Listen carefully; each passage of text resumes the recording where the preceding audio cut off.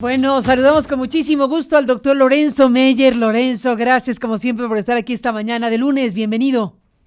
Buen día, Carmen. Así que el resto de la mesa desertó. Desertó, uno tenía problemas médicos, le mandamos saludos al doctor, al doctor Sergio Aguayo, que se recupere pronto. Y bueno, Denise tuvo un contratiempo, así que no nos acompañan esta mañana.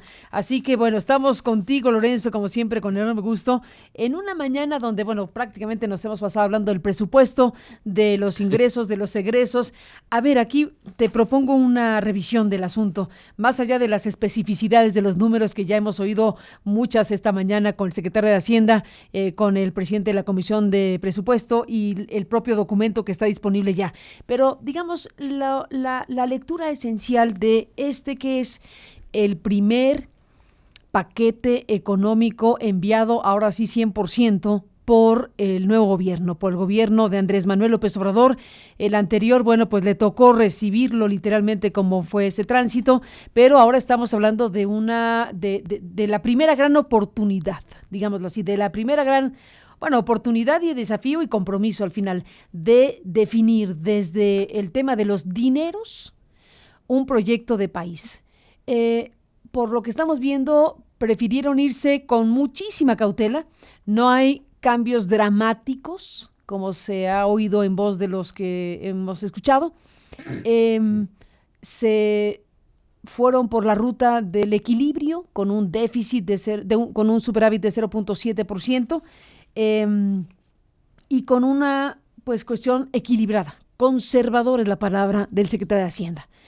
¿Qué dices, Lorenzo, cuando aquí hay la primera gran cuestión de un gobierno que con el diseño de cómo recibe y cómo se gasta el dinero de los mexicanos, perfilará pues el signo de su gobierno, López Obrador? Varias cosas, Carmen. Ahora que no está ni Denise ni Sergio, tengo un poquito más de tiempo y me voy a ir desde la historia y la teoría. En la teoría, yo lo uso con mucha frecuencia, la definición de Harold D. Laswell, un politólogo norteamericano que hace un buen tiempo, en los años 30 del siglo pasado, definió política de esta manera: quién consigue qué, cómo y cuándo. Y desde luego que el presupuesto es dentro de esta definición. Otra puede llevarnos a caminos distintos, pero dentro de esta definición el presupuesto es el corazón de la política. ¿Quién recibe y a quién se le quita? ¿Qué? ¿De qué manera? ¿Cuándo? Pues sí, es una decisión de ejercicio del poder, pero es su esencia. Ahora, el gobierno mexicano ha sido un gobierno que tradicionalmente recibe poco por la vía fiscal. Y ¿cómo saber si es mucho o poco? Comparándolo con otros gobiernos y otras etapas.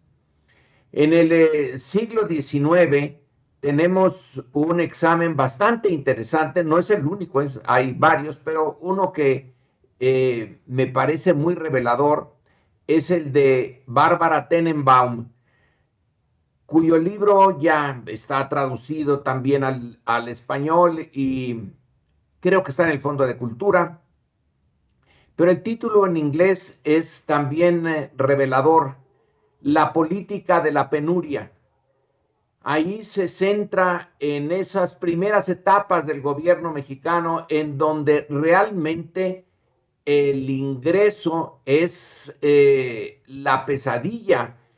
Hay años al principiar el siglo XIX, después de la independencia, en donde la Secretaría de Hacienda cambia de manos 4, 5, 6 veces en un año.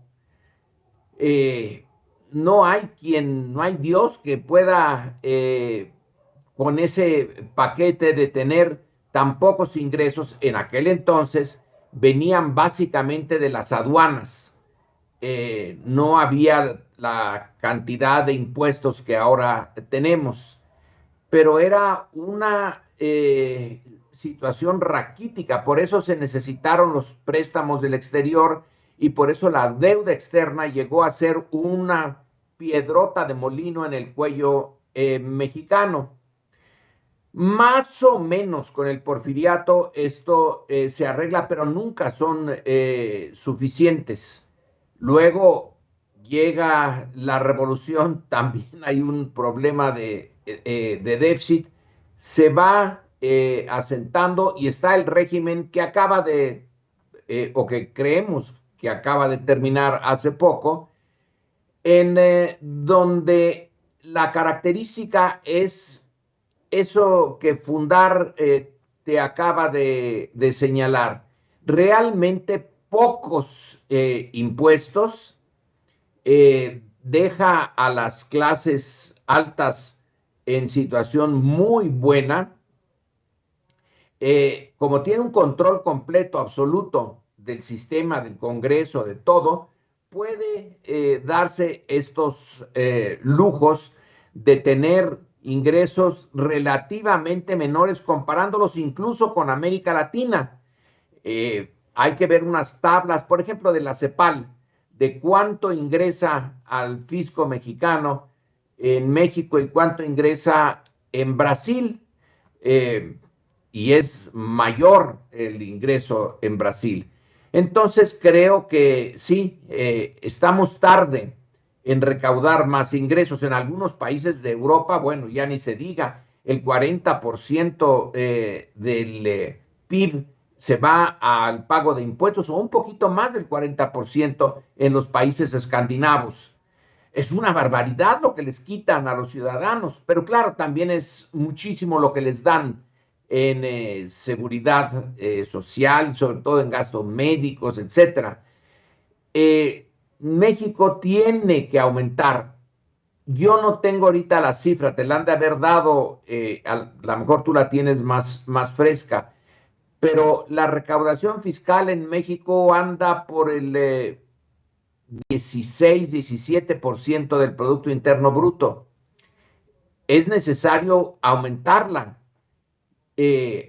por lo menos a eso que siempre andamos imitando, que son los Estados Unidos, en donde la recaudación es superior está en los 20%, 25%, en términos muy globales, vamos a decirlo.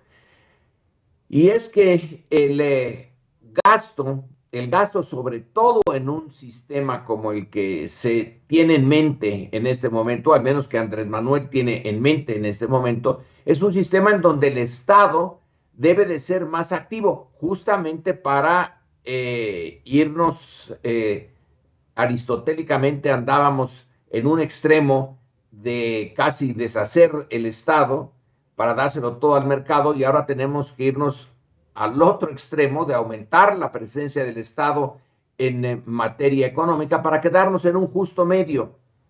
Y lo que se propone como gasto social yo creo que es muy bueno, pero sí necesita de mayores ingresos. Y luego está el tema de la inversión. Hay que invertir muchísimo para poder salir de este crecimiento cero de la economía, y una buena recaudación con una buena dirección de ese gasto en inversión podría ser la palanca. Este gobierno quiere invertir bastante en petróleo, en un ferrocarril. Bueno, esas son las inversiones de largo plazo y están en el camino correcto de revitalizar la economía, pero se necesita por lo menos, idealmente, que se aumentara en un 10% el ingreso del fisco. Por otro lado, el gobierno de Andrés Manuel tiene desde el principio la acusación del PAN, sobre todo, pero de toda la oposición, esa que se usó tanto en 2006, de que es un peligro para México, que quiere destruir al país vía el ejemplo de Venezuela. Entonces, políticamente, decidió ser la mar de conservador para que no se le venga encima esa ola de críticas que ya están ahí en el arsenal de la oposición, y desarmarlos en esa área, diciéndoles, no voy a aumentar impuestos, pese a que México tiene una muy baja recaudación de impuestos y por justicia sería necesario aumentarlos, pese a que con el nuevo modelo que le da mayor papel económico al Estado necesita aumentarlos, pero dice no, y no le queda más que repensar la forma de recaudar, y ahí también hay unos problemas enormes. Por ejemplo, el comercio informal, que es tan grande, que es el que absorbe ahora una buena cantidad de la mano de obra, pues es informal justamente, entre otras cosas, porque no paga impuestos. Pero ¿cómo se le puede pedir a esa parte de México donde apenas si están sobreviviendo con sus, vamos a usar el término de Vicente Fox, con sus changarros y los bochos, que ya no quedan muchos, pero en fin, changarros y bochos, es una lucha diaria por sobrevivir, no por bien vivir, y si a esos les cobras impuestos, si a todo el montón, que aquí donde vivo, bueno, es hasta una obra de arte robarse la luz, están los montones de diablitos en donde la gente se cuelga de las líneas normales y no paga luz y no se recauda para la Comisión Federal de Electricidad, etcétera. ¿Cómo hacerle para cobrarles impuestos y que no se te vengan encima? Pero ¿cómo hacerle para que a los grandes, esos que Gerardo Esquivel, que ahora está como uno de los dirigentes del Banco de México, en Oxfam publicó hace, creo que 2 años, 2 o 3 años, este estudio donde muestra que 3 o 4 familias, ahorita se me va, desde luego Slim está, Larrea, están Salinas Pliego y ya no recuerdo quién más, que concentran riqueza equivalente a 8% del Producto Interno Bruto, 3 o 4 familias. Bueno, pues vaya que si hay una redistribución del ingreso extremadamente injusta, y que por ahí se debería el fisco de absorber recursos para bien gastarlos. Ya nos ha demostrado Andrés Manuel que está haciendo que el aparato gubernamental a veces da la impresión de que no tiene ni para el día siguiente, que no tiene avión, que no tiene Estado Mayor Presidencial, que ya no va a gastar en gel como gastó 70,000 pesos para el avión presidencial Peña Nieto, nada más en gel, que todas esas estupideces y, bueno, abusos enormes ya no están, pero se necesita más enflacar al aparato estatal. Llega un punto en que puede ser contraproducente. Así que, en efecto, el tema del presupuesto es un tema fundamental, y el Congreso es el que ahora tiene la palabra, pero yo no sé, Carmen, si se pueda confiar mucho en el Congreso. El Congreso, bueno, tradicionalmente en México ha sido un poder sin mucho poder, o cuando lo tiene es muy irresponsable. Dice Porfirio Muñoz Ledo que ahora que él, ya lo pusiste aquí otra vez, que ahora que él ya no está allí en la mesa de los diputados y que ahora va a volver a ser diputado, va a mover ese Congreso. Bueno, ojalá. Y dice que Andrés Manuel, que nunca ha sido congresista, pues no sabe lo que es el Congreso. Bueno, Porfirio Muñoz Ledo, que quiso ser presidente, tampoco sabe qué es ser presidente. En fin, cada quien a lo suyo. Pero el Congreso podrá echarse la carga de decir, nosotros vamos a ir por un presupuesto donde realmente se le saque más recursos a las clases más poderosas y adineradas de México para dárselo al Estado para que cumpla con sus gastos sociales y de inversión? Yo tengo muchas dudas al respecto, Carmen. Bueno, pues esa es parte de lo que va a ocurrir, porque hace ratito que hablábamos con el presidente de la Comisión de Presupuesto, Ramírez Cuellar, decía que van a discutir, que lo que no van a hacer es aprobarlo en automático, lo cual va a ser interesante porque al final de cuentas, bueno, se harán valer también las preocupaciones de los legisladores, las mencionó él mismo. Veremos qué tipo de situación se da también en términos de política de un Congreso que, bueno, pues mayoritariamente del partido del presidente, pero que según plantea Ramírez Cuellar, pues van a discutir los asuntos. Él puso énfasis, bueno, varias cosas. Una de ellas en las herramientas que le van a dar o le están dando al SAT, o mayores herramientas al SAT, que ya se tardó, dice, por ejemplo, con el tema de las facturaciones falsas, que dice que es una cosa monumental.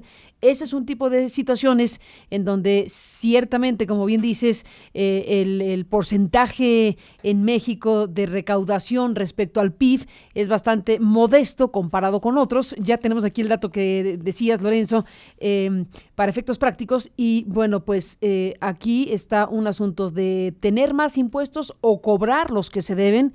Por lo pronto, Sí. en el tema de la facturación falsa, hay un asunto donde él llegó a plantear que pues no solo tiene que detenerse la facturación, sino detenerse a las personas que lo están haciendo, porque dijo que ya estaba muy claro el panorama de qué tipo de red, prácticamente una red prácticamente delincuencial, es la que tiene México, con gente que se ha enriquecido enormemente a través del asunto de la facturación falsa.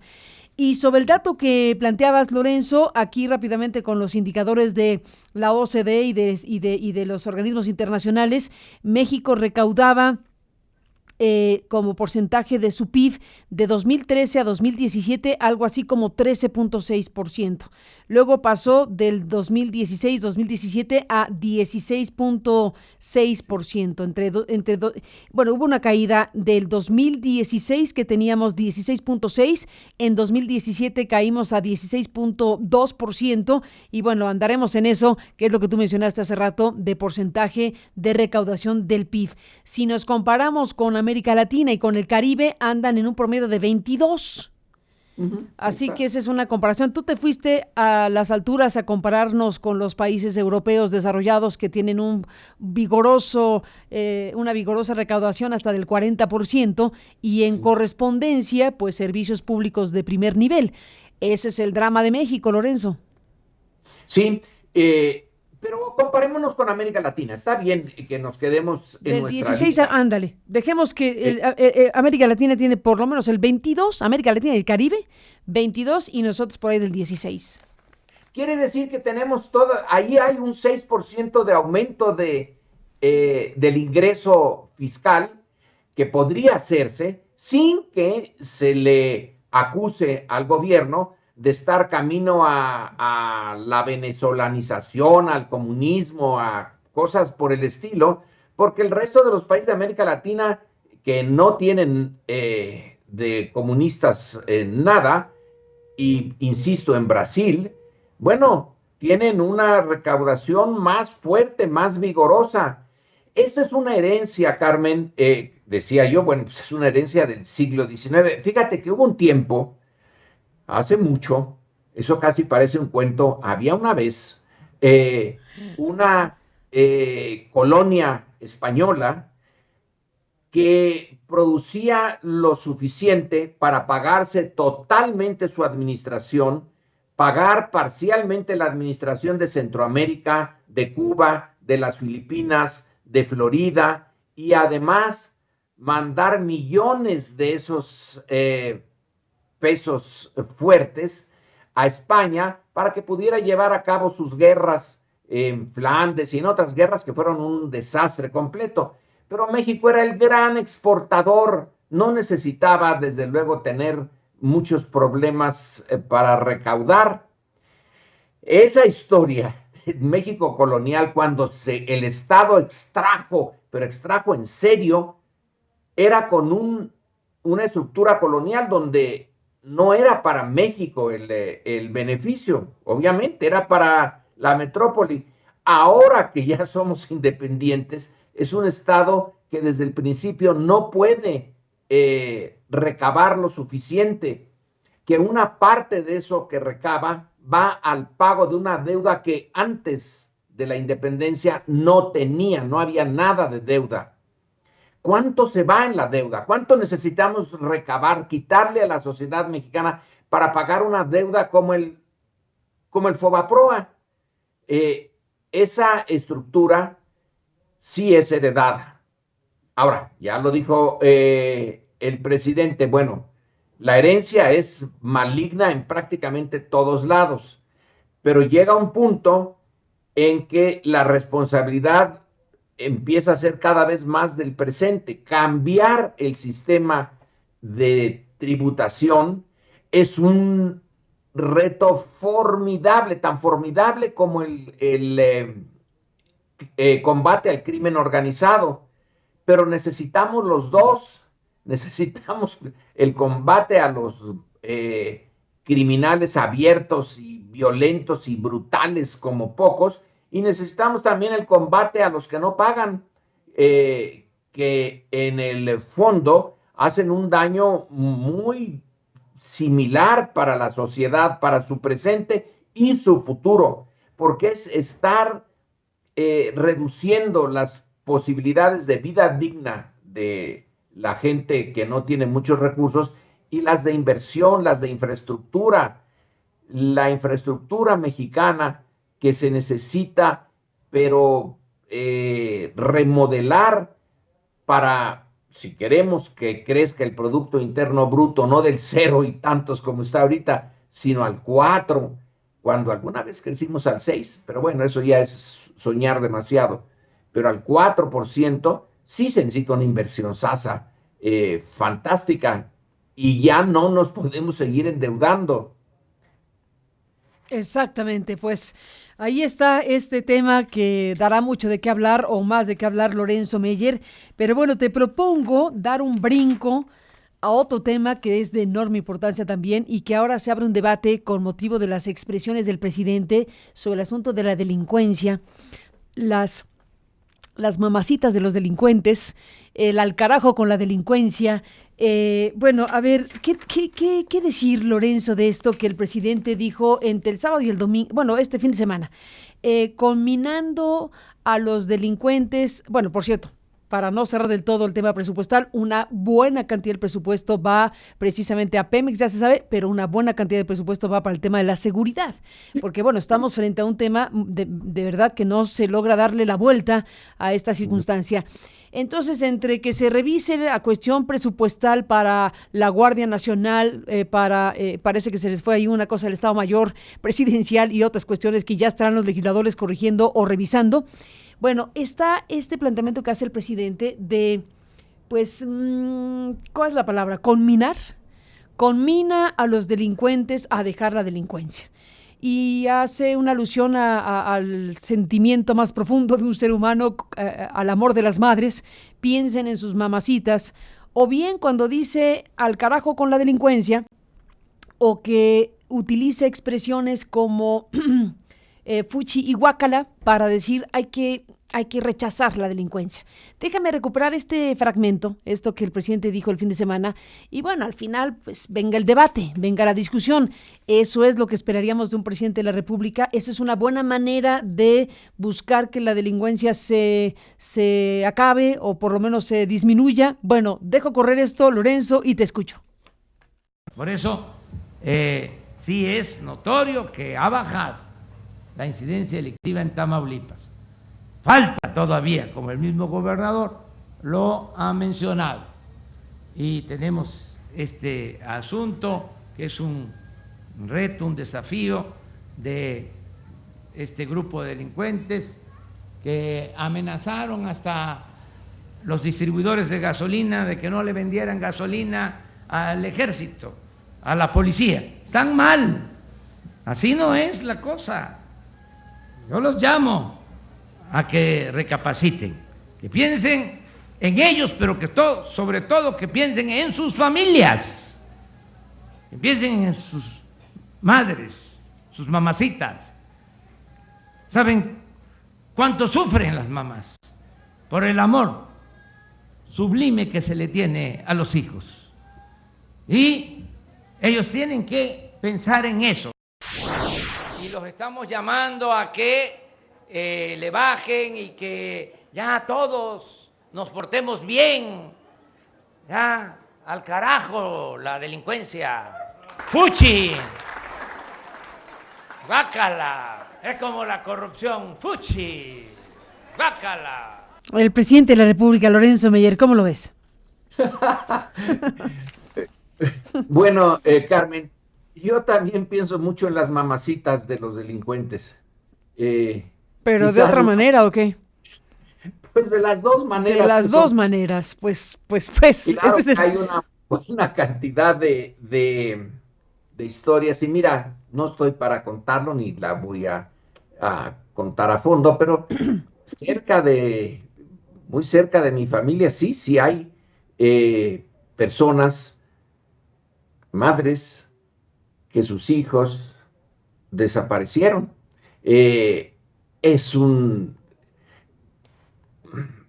problema realmente que yo creo la literatura mexicana es la única que puede tratar esto a fondo, más que la teoría criminal o la teoría política. Es un drama impresionante el que están viviendo y siguen viviendo muchas familias. Pero entiendo, Andrés Manuel tiende mucho al subrayar aspectos morales. El que les diga a los delincuentes que piensen en sus mamacitas, pues es como si le decimos al Chapo, oye Chapo, piensa en tu mamacita que el otro día andaba teniendo problemas allá en Sinaloa. No van a hacer ningún caso. Es una forma de las que tiene Andrés Manuel de acercarse no a los círculos rojos, ni a las clases medias altas, ni nada, que esas vamos a ponerlas a un lado, sino al promedio de los mexicanos. Tiende a usar a veces este tipo de exhortos morales. Piensen en su familia. Y claro, un muchacho de 18, 20, 22 años que se va, desde los 15, que empieza como halcón y luego ya como sicario, pues yo supongo que sí, a sus familiares los ha de mantener con el alma en un hilo, pero eso no los va a hacer recapacitar. Ya se metieron en eso. Hace tiempo tú y yo tuvimos una discusión sobre cuándo se pierde alguien y ya no se le puede recuperar, por más que exhortes hablarle de su madre, que cosa que no les habla de su padre. Siempre es la madre la que aquí en estos momentos sale, pero tiene que hacerlo para el resto de la sociedad. En realidad el discurso es para esas familias que tienen hijos jóvenes y que todavía no están enganchados en el crimen organizado. ¿Cuán eficaz sea esto? No lo sé. Quizás sea más eficaz el salir por el lado de el apoyo a los jóvenes con becas, con universidades, aunque sean universidades hechas sobre la marcha. Ese conjunto de acciones que el gobierno enfoca hacia los jóvenes. El exhorto es simbólico. Eso de mandar al carajo al crimen organizado, bueno, ya lo explicó. El carajo era esa red en donde se metía a un marino que desobedecía o que se decía que había desobedecido las órdenes y se le colgaba creo que en el palo mayor o algo así de las naves que todavía tenían mástiles, un castigo bastante duro.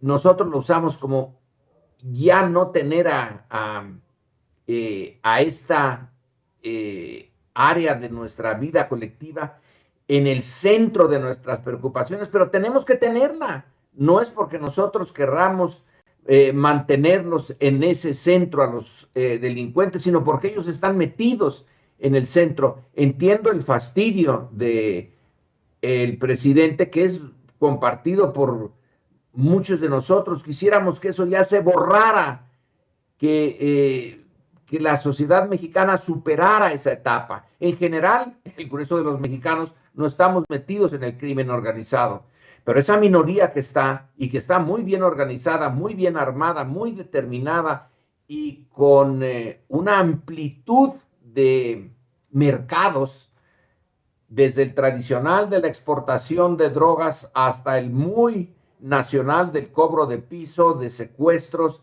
y la brutalidad de su uso de la fuerza para intimidar.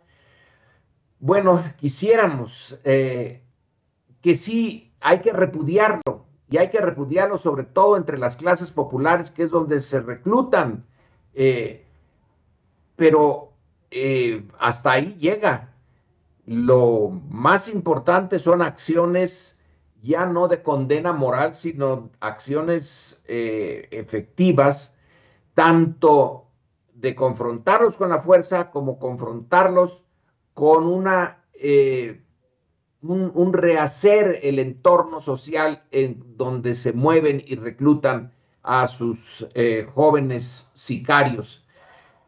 Pero vaya que sí es algo que que no podemos, ojalá lo pudiéramos mandar allá a las redes esas y colgarlos de un palo del mástil y dejarlos ahí por un buen tiempo, pero no se puede hacer. No, no se debe. Entonces, es convencer a la familia, convencer a estos que todavía están pequeños, cuyas madres todavía tienen posibilidades de influir en ellos, para disuadirlos. Es una de las tantas armas que quizá en este momento no sea muy útil, pero refleja un cierto tono ya de desesperación. El poder ha estado luchando contra ellos bien y mal, muy mal, por décadas, y ahí están, ahí están. Y con eso termino. Hay un estudio bien interesante, Carmen, del Colegio de México, que salió, creo que este año. Hay una estadística, una gráfica muy buena, en donde se ponen en barras las posibilidades de que alguien que nace en esa parte de la sociedad, el 20% más pobre, llegue a ser parte del 20% más rico. Es una cosita de nada. No hay movilidad. Y la otra está igualmente ridícula, de qué parte de esos que nacieron en el 20% más rico de México, por mala suerte, por estupidez, por lo que sea, descienden hasta llegar a la pobreza. Casi no existen. En México, entonces, es casi el medievo. En el medievo, si tú nacías pastor, ibas a ser pastor toda tu vida, y tus hijos y tus nietos. Si tú nacías en la corte del rey, aunque estuvieras loco y fueras estúpido, seguirías en esa corte, quizá no de rey, aunque algunos llegaron, pero seguirías siendo un gran señor. No había forma de moverte de allí. Pues no estamos en esa también nosotros aquí en el siglo XXI, en donde no hay forma de moverlos de donde nacieron a estos jóvenes, y esa sí es una responsabilidad de la estructura de poder mexicana. De la estructura de poder mexicana. Pues ahí está el tema y la gran discusión sobre este momento que se vive en el país. ¿Cuánto tiempo requiere una nación, Lorenzo? Es una pregunta sin respuesta, pero la hago. ¿Cuánto tiempo requiere una nación para mover las estructuras y modificar cosas pues esenciales como la que estás mencionando? Hoy que tenemos la discusión del presupuesto, que es una de las herramientas, bueno, si se hubiera planteado modificar estructuras desde el presupuesto, estaríamos aquí en un incendio, seguramente. y estaría enfrentando una oposición de las capas altas peor de la que enfrenta ahora. Pues sí, eso fue lo que se evitó con un presupuesto conservador, con un diseño, pues, digamos, en esencia parecido a los que se han tenido históricamente en México. La pregunta es si se podía hacer de otra manera. La pregunta es si hay o no espacio de actuación para plantear cosas que pudieran ser radicales para efectos de modificar una circunstancia de esta naturaleza. No es el único territorio, pero es un territorio muy importante que tiene que ver con lo presupuestal y hacendario. Carmen, la manera de modificarlo radicalmente, según la historia, es la vía de la revolución. Uy. La otra manera es muy lenta. También se puede, pero es muy lenta. Creo que por esa se es por la que se ha optado. Espero que en la primera parte del sexenio, en lo que se asienta, desarma a sus opositores en el sentido de no darles pretexto de acusarlo de ser un peligro para México. Cuando ya esté asentado, entonces pueda ir modificando el tipo de presupuesto en un sentido más favorable para las finanzas del Estado y un Estado que sea visto, aceptado, no por los de arriba, eso ya dejémoslo, eso no va a ser posible, pero sí por parte de las capas medias y de las capas más desfavorecidas, como un Estado que es su Estado y que apoyan sus políticas en el gasto y las impositivas. Conseguir el apoyo de una verdadero apoyo, no del Congreso, porque aunque Porfirio diga que todo esto pasa por el Congreso, los congresos, aún en las mejores familias políticas, no representan realmente a la sociedad, y el nuestro es muy aventurado decir que los que están allí son representantes del grueso de la sociedad. Algo representan, pero una genuina identidad de esa parte de la población que ha de estar más escaldada que por tantas promesas hechas a lo largo de siglos y que no se cumplen, de decir, bueno, esta vez sí, este tipo de impuestos y de gasto sí se ve, sí es notorio que va en beneficio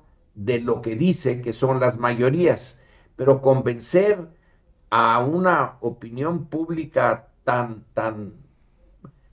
baleada, somos gavilanes muy baleados en relación a promesas que no se cumplen. Mover a México no fue la penúltima promesa que salió hasta en la prensa internacional, se iba a mover a México, esto sí era la transformación final, bueno, o no de final, pero sí la definitiva, la más profunda, resultó un fracaso histórico. Entonces, quizá ganarse la confianza de una mayoría real que pueda movilizarse en apoyo de un tipo de presupuesto distinto del que tenemos, lleve su tiempo. Pero espero que lo hagamos, o que lo haga el gobierno y que nosotros lo apoyemos. Pues ahí está, Lorenzo Meyer, todo este programa que te agradecemos siempre estés aquí para comentarlo. Gracias por estar aquí. Muy buenos días y un abrazo. Buenos días, Carmen. Buenos días. Gracias, Lorenzo. Gracias al doctor Meyer por su siempre brillante participación en este espacio.